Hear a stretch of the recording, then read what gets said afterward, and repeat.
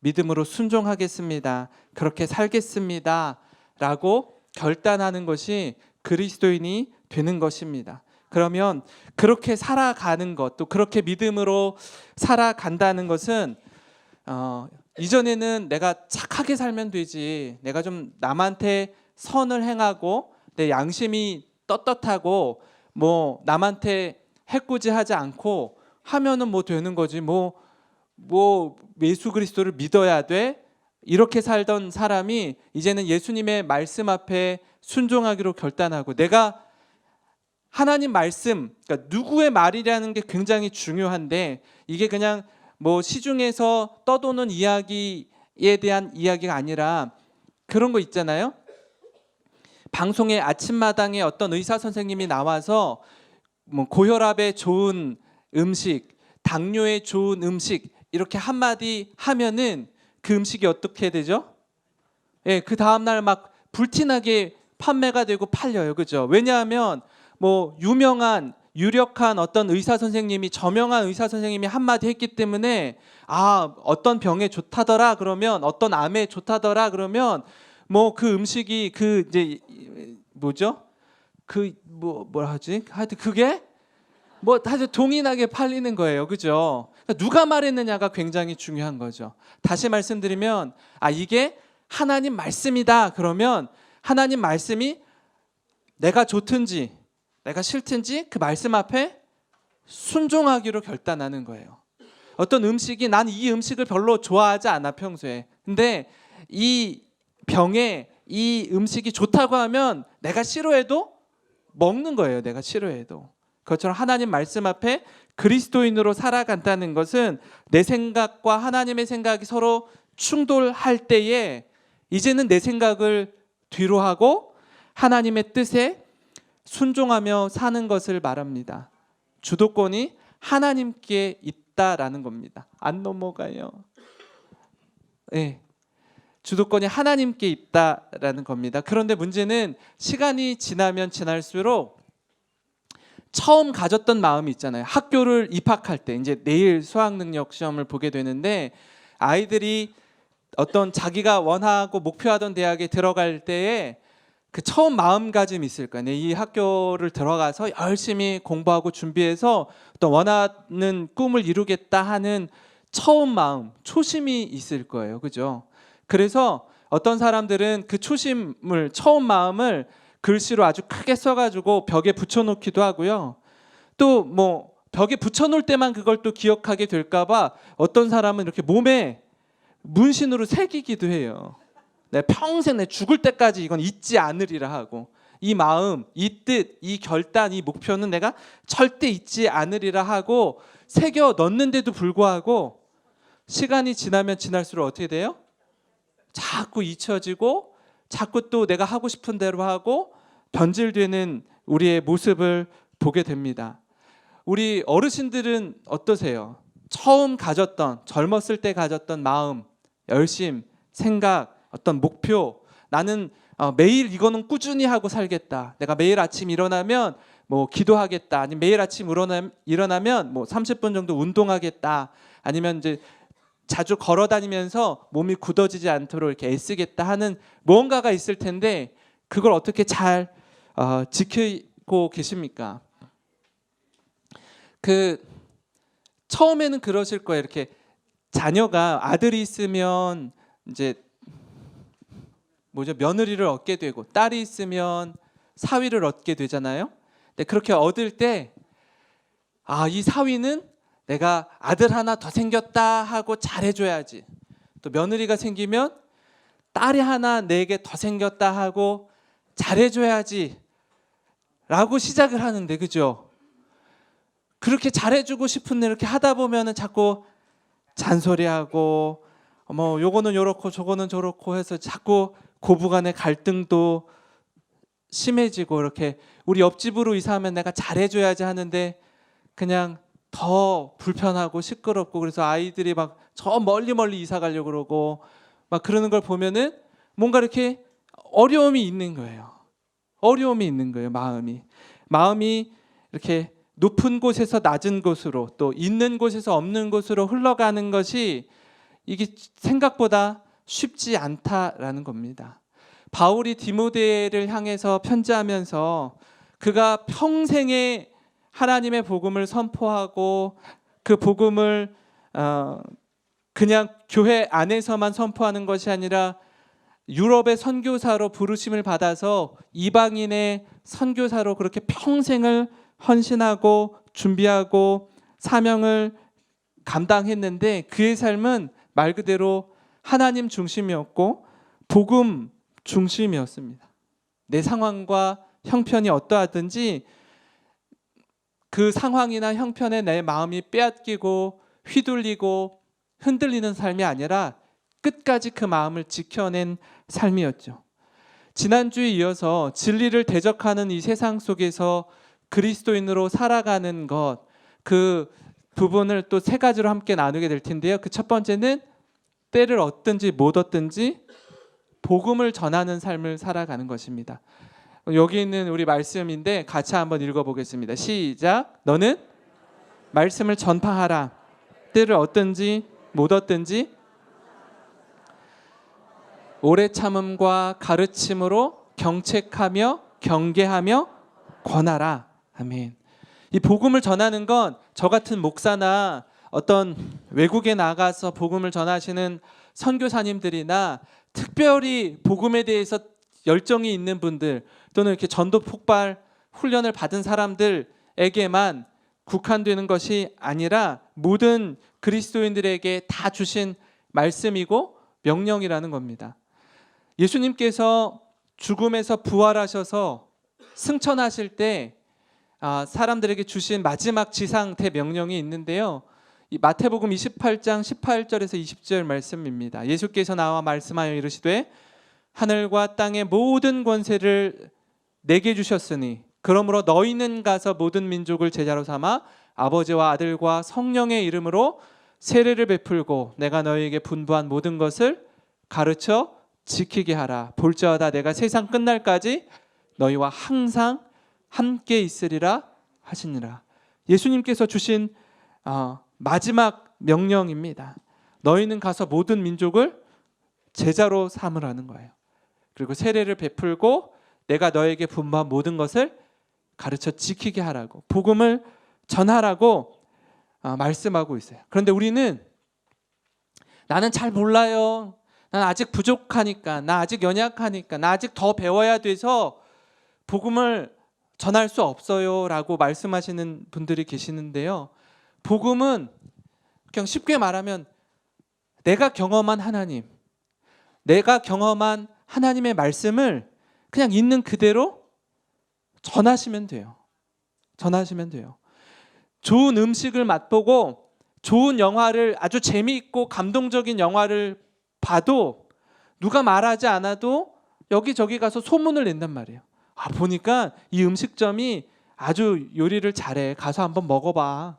이 영화를 봤는데 너무 감동적이었어 라고 그냥 아주 자연스럽게, 뭐 누가 떠밀어서 하는 게 아니라 자연스럽게 말하는 것처럼 복음도 내가 만난 하나님, 내가 만난 예수 그리스도를 그냥 있는 그대로 전하시면 돼요. 그래서 어떤 경우에는 초신자가 처음 예수님 믿은 분들이 훨씬 더 전도를 쉽게 잘해요. 뭐 이런 것 저런 것 따지지 않고 분석하지 않고 복음을 전하기 때문에 처음 예수 믿은 분들이 더 잘해요. 그러니까 오랫동안 신앙생활 하신 분들이 더 이렇게 주저하고 멈칫하고 하는 것이 많은 걸 계산하고 따지다 보니까 그렇게 못하는 거예요. 하나님께서는요, 여기 계신 우리 어머님, 아버님들, 어르신들을 한 분 한 분을 통해서, 저를 통해서, 사람을 통해서 또 다른 사람을 이렇게 복음을 전해서 구원받게 하시기를 원하신다는 말씀이 성경에 기록되어 있는데요. 우리 같이 한번 읽어보겠습니다. 시작. 지혜에 있어서는 이 세상이 자기 지혜로 하나님을 알지 못하므로 하나님께서 전도에 미련한 것으로 믿는 자들을 구원하시기를 기뻐하셨도다. 믿으십니까? 예. 하나님께서 전도에 미련한 것으로 사람들이 볼 때는 뭐 저렇게 해야 되고 하나님이 한 번에 다 믿게 해주시면 안 돼? 라고 하지만 사람을 통해서 전도에 미련한 것으로 믿는 자들을 구원하시기를 기뻐하신다 라고 말씀하고 있습니다.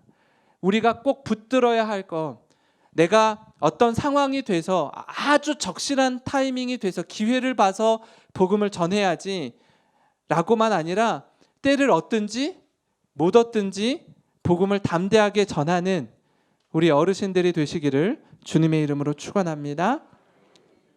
두 번째는요, 그리스도인으로 이 세상 속에서 살아가는 두 번째는 나를 위해서 하는 말을 잘 귀 기울여 들으라는 겁니다.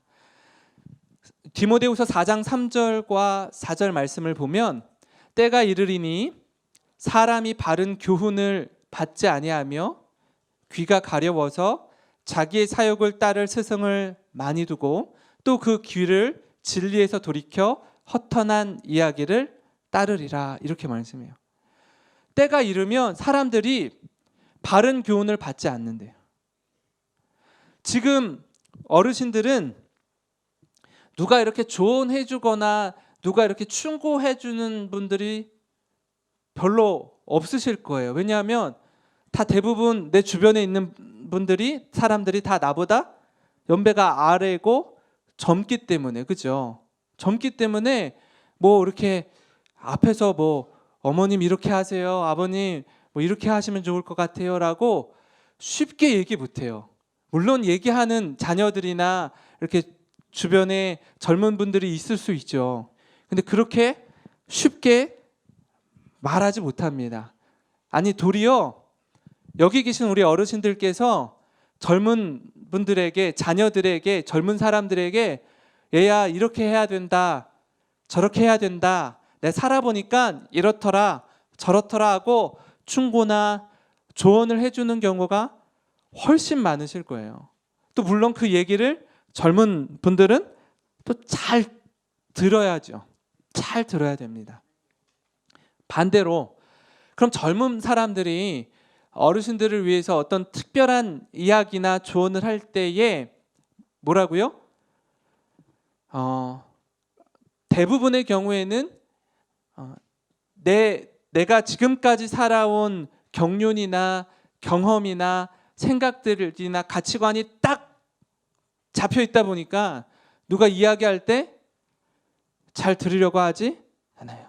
그러니까 자기 주장이나 고집이 훨씬 더 세집니다.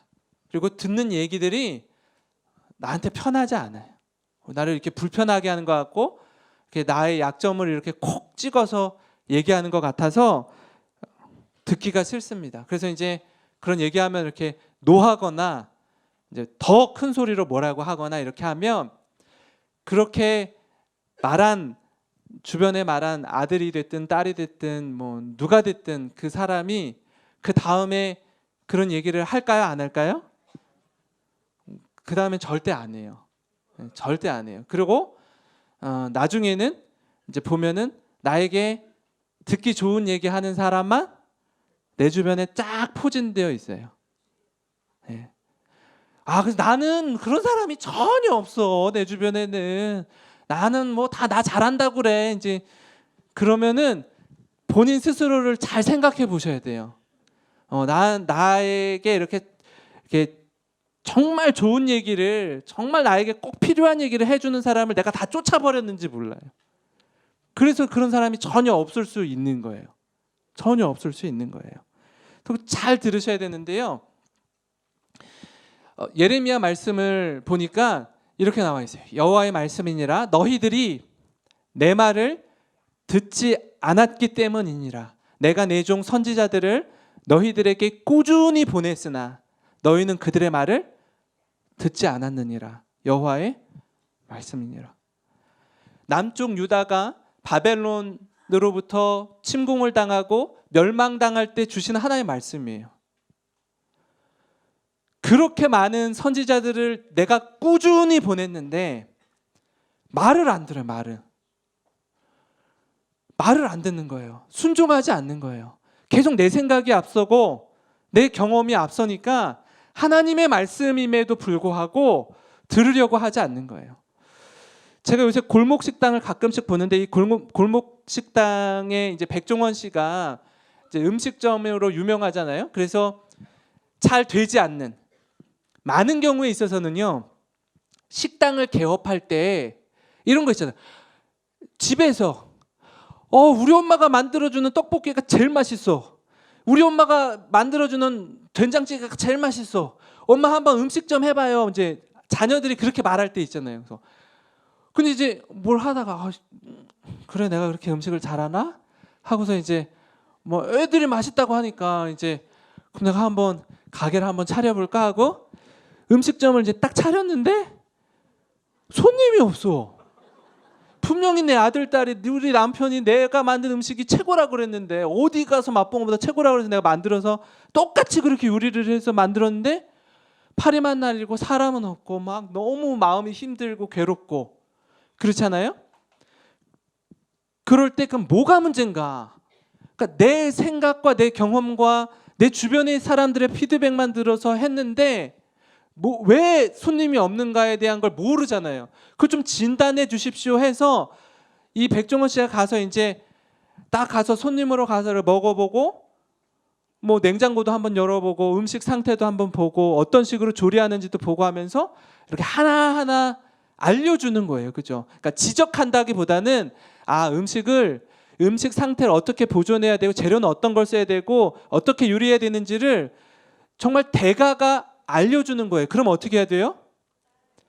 들어야 되는 거예요. 그거는. 왜냐하면 이 사람이 이렇게 코칭을 해주거나 이렇게 하는데 사실은 어마어마한 비용을 지불해서라도 배워야 되는 거거든요. 이 사람이 왜 가겠어요? 그렇죠? 도와주려고 하는 거예요. 지역 상권을 살려주기 위해서 가는 건데 그러면 그렇게 가서 하나하나 디테일하게 알려주면 들어야죠. 들어야 되는 거예요. 제가 하나 영상을 보여드릴 건데요. 이 사람이 아주 명문대를 나온 사람이에요.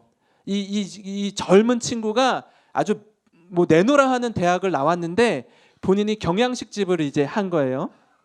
돈가스를 만들고 이렇게 만들어서 이렇게 요리를 하는데 이 백종원 씨가 가서 당신이 잘하는데 요런 것들은 좀 고쳐라.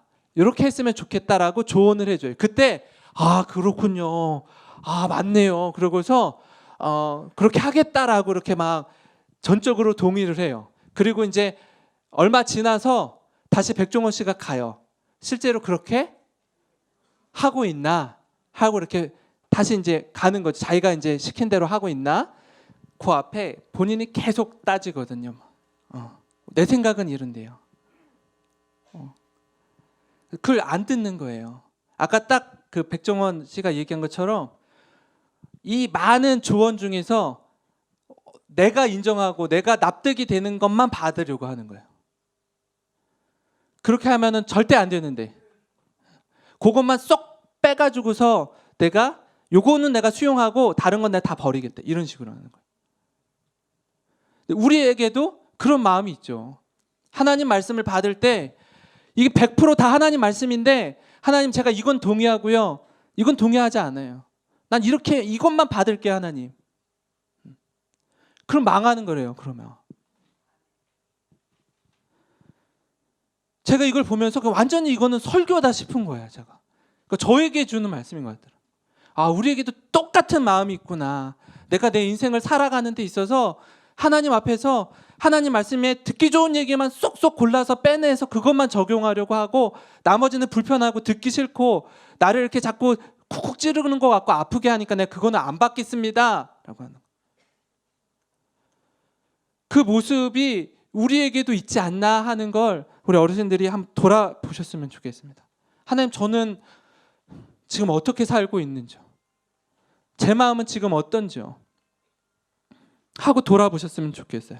이게 나를 위해서 하는 조언이고 충고이고 좋은 말임을 기억하셔서 정말 말씀 앞에 믿음으로 순종할 때 누리는 진짜 기쁨, 진짜 복이 무엇인지 경험되어진 우리 어르신들이 되시기를 주님의 이름으로 축원합니다. 마지막으로 세 번째는요. 신중하게 맡은 사역을 잘 감당하라는 겁니다. 담임 목사님께서 부교육자들에게 매주 화요일 날 아침마다 1시간 동안 늘 이렇게 교육자들 훈련을 시켜주세요. 목사님 세대보다 그 전 세대가 사실은 더 교회 토양이 좋았고요. 지금 담임 목사님 세대가 지금 목양하고 있는 토양이 이제 점점 조금씩 어려워지고 있죠. 그러면 너희들, 부목사인 너희들이 앞으로 담임 목회하게 될 한국 교회는 훨씬 더 어렵다는 거예요. 훨씬 더 힘들고 어려운데 너희가 어떠한 목회자의 마음을 가지고 사역을 감당해야 되는지에 대해서 매주 화요일마다 이렇게 말씀을 주시거든요. 때로는 엄하게 혼날 때도 있어요. 근데 그 시간이 저희들에게 있어서는 정말 최고로 감사한 시간이거든요. 그 마음 중심을 어디에 두어야 하는지를 배울 수 있는 그 황금 같은 시간이거든요. 그래서 혼나도 좋아요. 왜냐하면 어떻게 목회를 해야 되는지를 알려주시는 시간이기 때문에.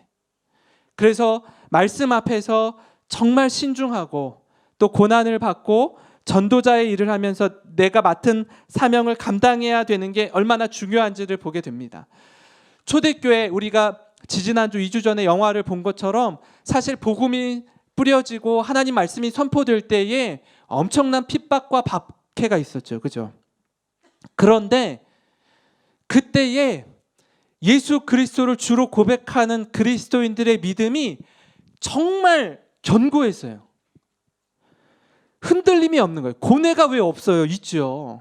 얼마나 힘들어요. 이거는 죽느냐 사느냐인데 뭐 조금 두들겨 맞다가 끝나는 게 아니고 조금 박해를 당하다가 끝나는 게 아니고 그러다가 화형을 당하고 사자밥이 되는데 그 왜 안 힘들어요? 그런데 그때 오히려 더 믿음이 견고했어요.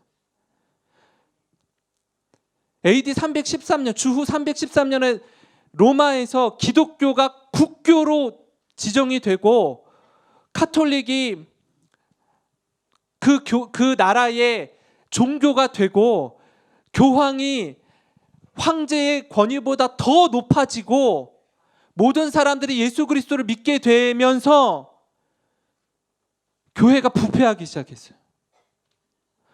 누구나 다 태어나면 예수 믿는 사람이 되고 그리스도인이 되고 아주 편안하게 예수 믿고 뭐 그냥 복음이 어디를 가나 선포되고 하는데 점점 썩어가고 부패하고 말이 나오고 어디서부터요? 종교 지도자부터 그렇게 하는 거예요. 교회와 교황과 신부와 수녀와 그쪽에서부터 팡팡 넘어지고 자빠지고 부패해가기 시작하는 거예요. 그러면 성도들이 뭘 보고 따라가겠어요? 다 무너지는 거예요. 다. 그 뭐가 복이냐라는 거예요. 오히려 외부로부터 핍박을 당하고 고난을 받고 할 때는 더 분명하게 예수 그리스도의 십자가를 바라보고 복음을 붙들고 살았는데 어떻게 세상이 좋아지고 예수 믿는 게 편해지고 뭐 다 믿는 가정에서 태어나는 것 같고 하는데 어떻게 더 힘들게 되느냐라는 거예요. 내가 있는 이 자리에서 우리가 어떻게 살아야 되는지를 분별하지 못하면 오히려 더 세상이 지금 이 시대에 역으로 얼마나 많이 손가락질을 해요. 우리에게 정말 고개를 못 들 정도로 손가락질을 하는 이 세상 속에서 오히려 우리가 더 신중하고 더 우리가 그리스도인으로 살아가기로 몸부림치고 결단해서 다시금 하나님 앞에서 하나님, 제가 예수 정말 똑바로 믿겠습니다. 정말 믿음 안에서 반듯하게 살겠습니다. 우리 다음 세대 자녀들에게 어떻게 살고 어떻게 죽는 것이 진짜 그리스도인의 모습인지를 제대로 정확히 보여주다가 하나님 부르시는 그날에 주님 앞에 어여시 서겠습니다. 그 믿음의 고백이 우리 안에 있기를 간절히 소망합니다. 우리 디모데후서 4장 5절 말씀을 읽고 좀 갈무리하겠습니다. 같이 읽겠습니다. 그러나 너는 모든 일에 신중하여 고난을 받으며 전도자의 일을 하며 내 직무를 다하라. 우리가 이렇게 살아가셨으면 좋겠습니다. 고난당하는 것을 두려워하지 않고 내게 주어진 이 자리에서 믿음의 삶을 살았으면 좋겠어요. 그리고 고린도서 9장 12절 말씀입니다. 시작. 이 봉사의 직무가 성도들의 부족한 것을 보충할 뿐 아니라 사람들이 하나님께 드리는 많은 감사로 말미암아 넘쳤느니라. 섬기고 봉사하고 애쓰는 것들이 성도들의 부족한 것을 보충할 뿐 아니라 하나님께 드리는 많은 감사로 말미암아 넘치는, 그래서 이 섬김이 기쁨이 되었으면 좋겠고요. 섬기면서 불평하고 불만을 토로하고 그러면 안 섬기는 게 나아요. 그럼 봉사하지 않는 게 나아요. 섬기는 자리에서 이 마음이 귀하게 자리 잡혀서 하나님, 제가 어떻게 살아야 되는지 또 어떤 모습으로 본을 보여야 하는지 분명히 기억하고 때를 얻든지 못 얻든지 믿음의 삶을 살아내는 우리 모두가 되기를 주님의 이름으로 축원합니다.